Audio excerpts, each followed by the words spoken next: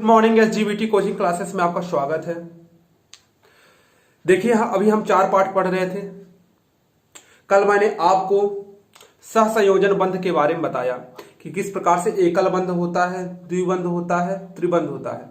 Hydrogen में आपने देखा था एकल बंध बना था, नाइट्रोजन में आपने देखा था त्रिबंध बना था, ऑक्सीजन में आपने देखा था द्विबंध बना था।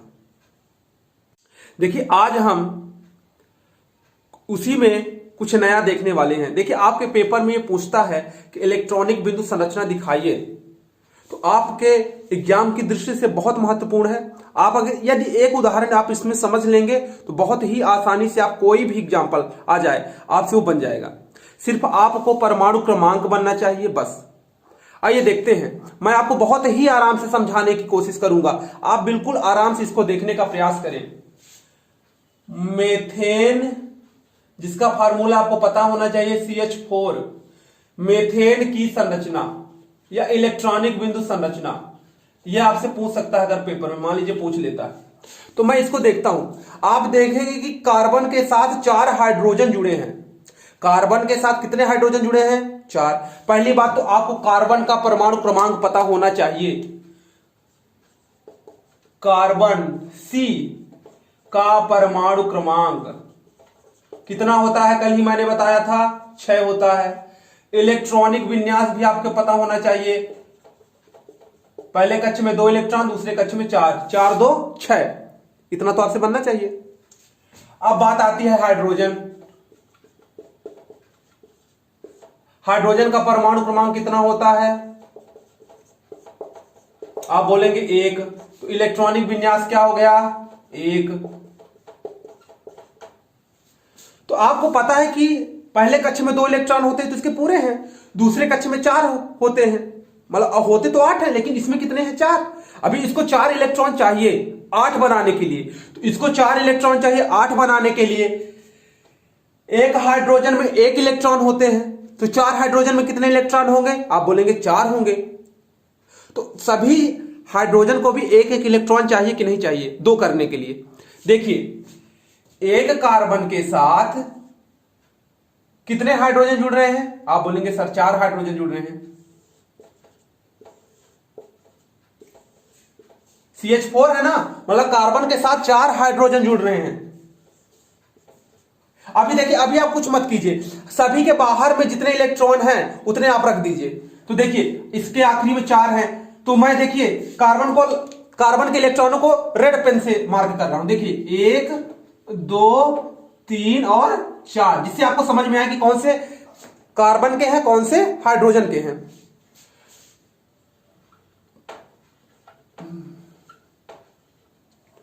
अब देखिए हाइड्रोजन में सभी में 1-1 है, तो इसमें भी 1 इलेक्ट्रॉन है, इसमें भी 1 है, इसमें भी 1 है और इसमें भी 1 है। अभी मैंने कुछ नहीं किया। अब आप सोचिए कि कार्बन के 4 हैं, इसको करने हैं 8, तो 4 तो चाहिए।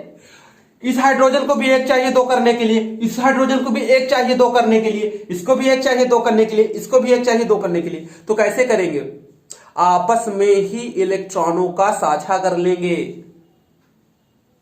मतलब देखिए इसके पास भी 4 हैं और इनके पास 1-1-1 है, तो ये कार्बन क्या करेगा कि अपने 1-1 इलेक्ट्रॉनों को इन 4 हाइड्रोजनों के साथ क्या कर लेगा? साझा कर लेगा और अपना पूरा जो आखिरी में 8 इलेक्ट्रॉनों की जरूरत है वो पूर्ति कर लेगा। यही तो कार्बन में गुण होता है।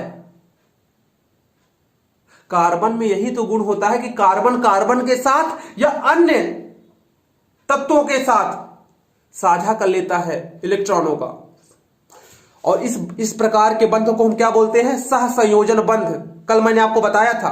तो अब देखिए क्या करेगा, इसी को मैं आगे दिखा रहा हूं। देखिए ये है आपका कार्बन, इसमें थे 4 हाइड्रोजन। अब देखिए क्या होगा, कार्बन क्या करेगा? इस हाइड्रोजन के 1 इलेक्ट्रॉन के साथ अपना साझा, मतलब एक कार्बन का और एक हाइड्रोजन का। देखिए एक ब्लैक है और एक रेड है। आप पेपर में भी इसी प्रकार से करेंगे, अलग अलग कलर से। अब देखिए इस हाइड्रोजन के साथ भी अपना कार्बन कर लेगा, इस हाइड्रोजन के साथ भी अपना कार्बन कर लेगा।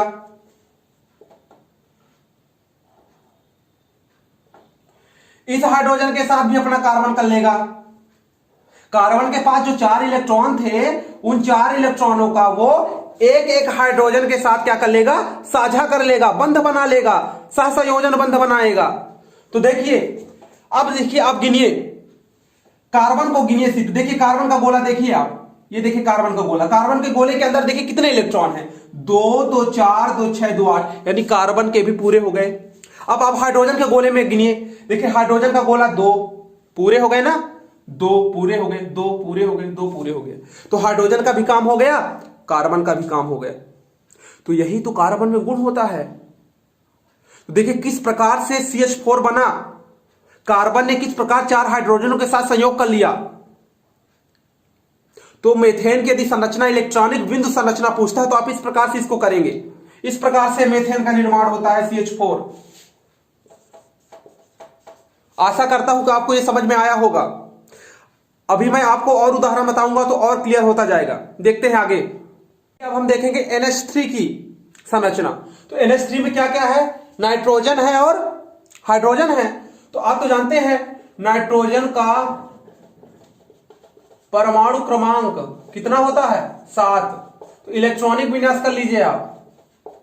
पहले कक्ष में 2 इलेक्ट्रॉन, दूसरे कक्ष में 5 इलेक्ट्रॉन, मतलब संयोजी इलेक्ट्रॉन कितने हैं, 5। हाइड्रोजन का परमाणु क्रमांक कितना होता है, 1। तो इलेक्ट्रॉनिक विन्यास भी कितना होगा, 1 ही होगा, क्योंकि 1 इलेक्ट्रॉन है। अब देखिए नाइट्रोजन के साथ कितने हाइड्रोजन जुड़े हैं, 3, 1 2 और 3।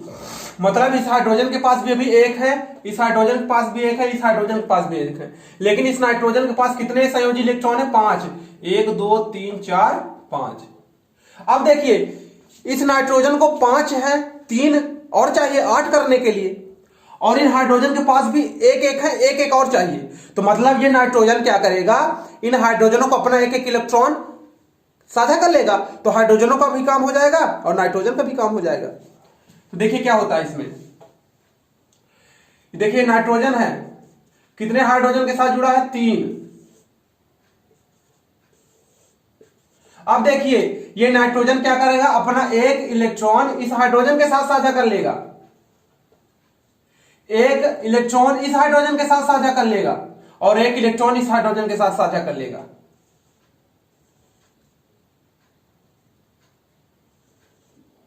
जो काले कलर के इलेक्ट्रॉन हैं वो हाइड्रोजन के हैं, और रेड वाले किसके हैं, नाइट्रोजन के हैं। ठीक है। अब देखिए 3 तो चले गए, लेकिन अभी कितने बचे हैं, 2। तो 2 इसके अंदर ही रहेंगे। ठीक है ना। अब आप काउंट करिए, नाइट्रोजन वाले गोले में देखिए कितने इलेक्ट्रॉन हैं, 2 2 4 2 6 2 8। देखिए नाइट्रोजन के 8 हो गए। अब हाइड्रोजन के देखिए, हाइड्रोजन वाले गोले में 2 इलेक्ट्रॉन, इसमें भी देखिए 2 इलेक्ट्रॉन, इसमें भी देखिए 2 इलेक्ट्रॉन। तो इस प्रकार से जो बंध बनता है उसको बोलते हैं सहसंयोजन बंध। और इस प्रकार से NH3 अमोनिया का बच्चों क्या होता है, संरचना होती है। आपको आशा करते हैं कि ये चीज समझ में आई होगी। अब देखते हैं हम आगे। अब मैंने आपके किताब से एक प्रश्न लिया है, पढ़िए। CO2 सूत्र वाले कार्बन डाइऑक्साइड की इलेक्ट्रॉनिक बिंदु संरचना क्या होगी। तो CO2 यानी कार्बन के साथ 2 ऑक्सीजन जुड़े हैं, तो पहले तो आपको परमाणु क्रमांक मालूम होना चाहिए। तो आप देखिए कार्बन का परमाणु क्रमांक कितना होता है, 6। कार्बन का कितना परमाणु क्रमांक होता है, 6। तो इलेक्ट्रॉनिक विन्यास क्या हो जाएगा, इलेक्ट्रॉनिक विन्यास कितना हो जाएगा, 2 और 4। अब आता है ऑक्सीजन। ऑक्सीजन का परमाणु क्रमांक होता है कितना, 8। तो इलेक्ट्रॉनिक विन्यास ई इलेक्ट्रॉन से दर्शा रहे हैं, ठीक है ना। आप हिंदी से भी इलेक्ट्रॉन लिख सकते हैं। तो इलेक्ट्रॉनिक विन्यास हम करेंगे तो कितने हो जाएंगे, पहले कक्ष में 2, लास्ट वाले में 6, 6 2 8। तो इलेक्ट्रॉनिक विन्यास तो आपसे बन जाएगा। संयोजन इलेक्ट्रॉन कितने हैं, इसमें 4 है, इसमें 6 है। कार्बन के साथ कितने ऑक्सीजन जुड़े हैं, 2। एक ये ऑक्सीजन जुड़ा है, एक ये ऑक्सीजन जुड़ा है। अब देखिए ऑक्सीजन में कितने कितने हैं, 6। भाई 2 जुड़े हैं, तो एक में 6 तो दूसरे में भी 6। तो आप इसके इलेक्ट्रॉन दिखाइए, 1 2 3 4 5 और 6। इसमें भी 1 2 3 4 5 और 6। कार्बन में कितने हैं, 4। 1 2 3 4। अब समझिए आप इस चीज को।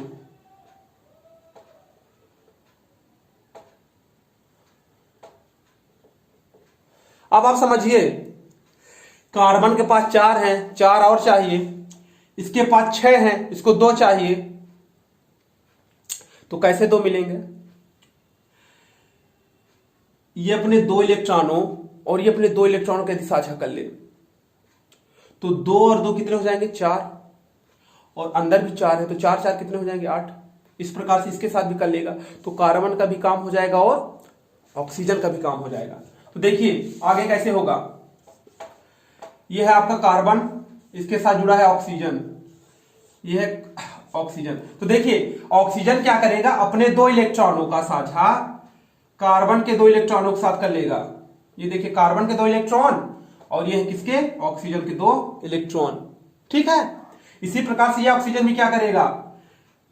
अपने 2 इलेक्ट्रॉनों का साझा कार्बन के 2 इलेक्ट्रॉनों के साथ कर लेगा। किसके साथ कर लेगा? कार्बन के 2 इलेक्ट्रॉनों के साथ।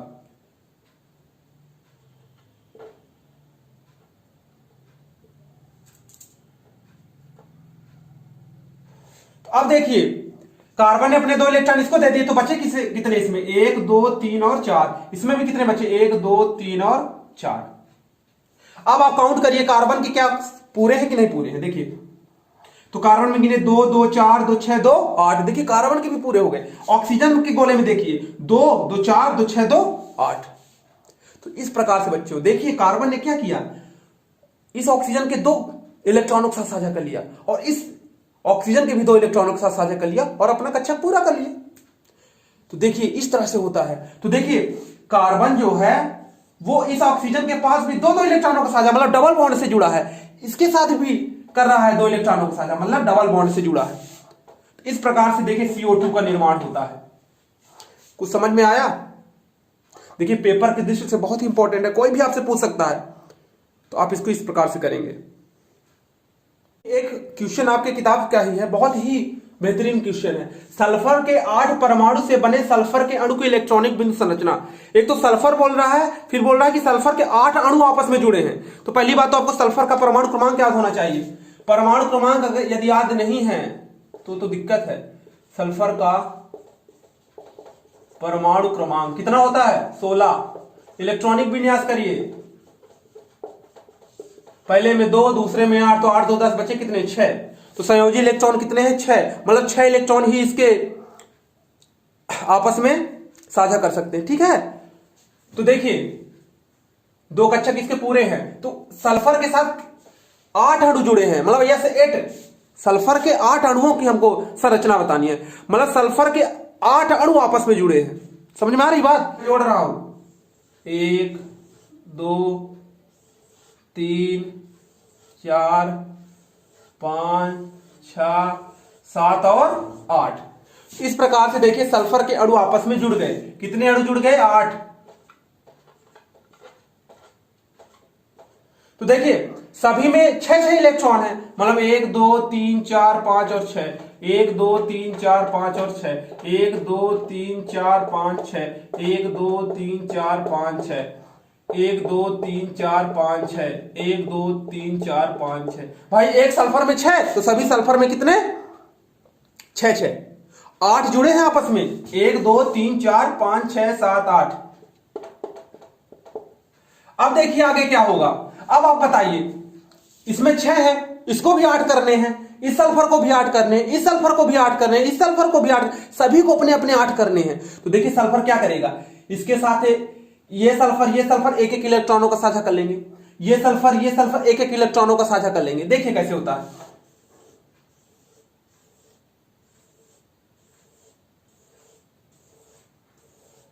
अब आप देखिए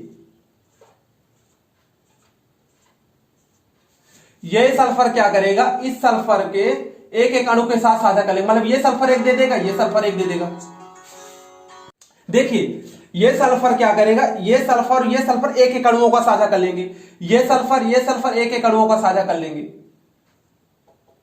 मतलब देखिए ये सल्फर ने क्या किया? एक अणु इसको दिया, एक अणु इसको दिया, तो 2 चलेगा तो कितने बचे? 4, 1 2 3 4। इसी प्रकार से ये भी अपने एक इसके साथ एक इसके साथ साझा कर लेगा तो इसके भी कितने बचेंगे, 1 2 3 4।